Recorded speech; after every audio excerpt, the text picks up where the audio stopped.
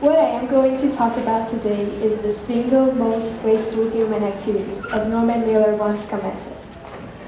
It's a defective cycle which keeps you going back and back to the same question and never getting an answer. As far as we know today, this defective cycle is called obsession. As what I do most of the time, I also believe that anything done to a high level must have been total obsession. That's why I've been called many names like perfectionist, difficult, and obsessive, which sometimes I really agree with. Now I want you to imagine a situation which there's a task of writing a 2-page lecture in just a couple of minutes. But there is a voice from the deepest part of your soul which unconsciously tells you, I have to write clean, I have to write the best lecture ever, no matter how much time or effort it takes, I have to be the best. But here's the question. Where do these voices come from? If you're a perfectionist, you're probably familiar with these kinds of voices and their debilitating effects. Most of the perfectionists have learned in their childhood that others value them because of the things they do and not for what they are. So they only value themselves in case they are accepted by others. This means that perfectionist self-esteem is established by outer standards which can make them very sensitive and vulnerable to other point of view and critics. Trying to support themselves and getting rid of these critics make them choose being perfect as the only way to defend themselves.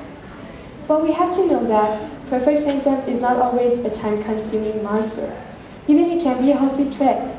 To learn how we can escape this monster, first of all, we have to know that there are 2 types of perfectionism. Healthy perfectionism and Nordic perfectionism. With the Nordic one, which is the extreme maladaptive form of it, people let their achievement define who they are and often experience deep unhappiness over their goals. They aim for high standards at the expense of everything, from their relationships to their health. For example, as someone who has been a perfectionist for years, I remember 3 months ago, I had to do a demanding literature project. It was actually meant to be a teamwork, but since I was thinking idealistic, I couldn't let others take part, because I used to think that I would do better alone. But I was totally wrong. I remember being awake till 3 a.m. working on the project, and at last I didn't even get the results I had expected. This made me very disappointed, and that was the moment I realized I need to change. I need to change my attitude and my inner monster to something positive, something named as positive perfectionism. By the time I learned how to be positively motivated by high standards and use that to spur myself forward, by then, while committed to my goals, I shouldn't let failures bring me down or define me. But what would have happened if I remained the same girl and continued being a Nordic perfectionist? You know, in fact, being a Nordic perfectionist is not the worst thing that can happen to you. The serious problem comes when the idea of being perfect is taken to the real extreme.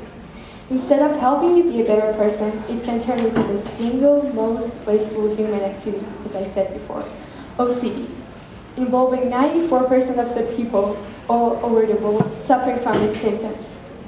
OCD, which stands for Obsessive Compulsive Disorder, is a psychiatric condition which, as its name suggests, has 2 aspects.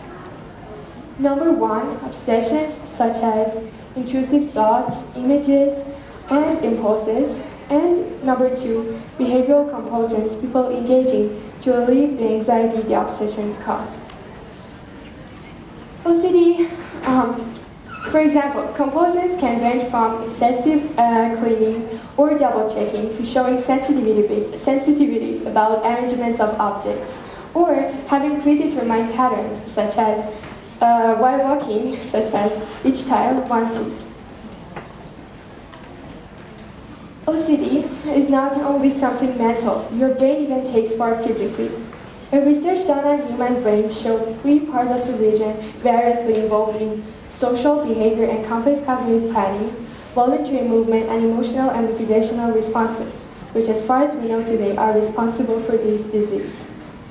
On the other hand, OCD is considered a neurobiological disorder, which is associated with low levels of serotonin, a neurotransmitter between brain structures helping regulate vital processes such as mood, aggression, impulse control, appetite, sleep, body temperature, and pain. OCD is not something easily treated. is rare and irritating to the point that people affected have little or no control over their intrusive thoughts and compulsive behaviors.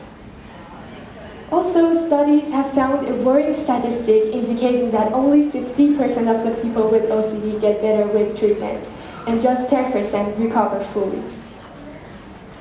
Having a quick look back to all these consequences, does it really worth continue being a Nordic perfectionist? Logically, the answer is no. Why not changing the wrong mindset rather than letting it become something more distressing than a monster? One of these mindsets among perfectionists is the all or nothing mindset, describing the tendency to think in the terms of very strict dichotomies. For example, all or nothing, success or failure. Complete everything or don't do it at all. Remember, when you think all or nothing, what you really get is nothing and nothing. Avoid the perfectionist mind trap, a term referring to a perfectionist's ability to trap themselves with an endless focus on unimportant information. While working on a task, ask yourself repeatedly, what am I trying to achieve here and what's my main purpose? You don't have to focus on each detail and idea that comes to your mind. Not everything is important and has to be done in a project. Use your ideals as guides, not absolutes. Such thinking is self-defeating and at best unreal. Another thing to do is to value your relationships. Allocate time for your relationships and spend more time with your family and friends.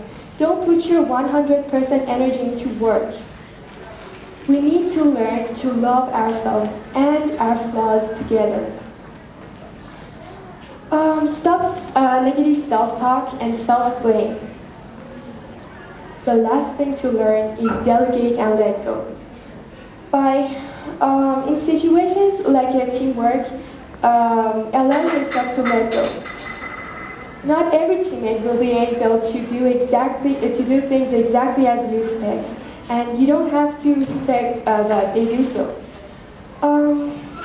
By letting go of very specific expectations and letting people do their work but within clear guidelines, you also allow others to learn, grow, and deliver their best work to you.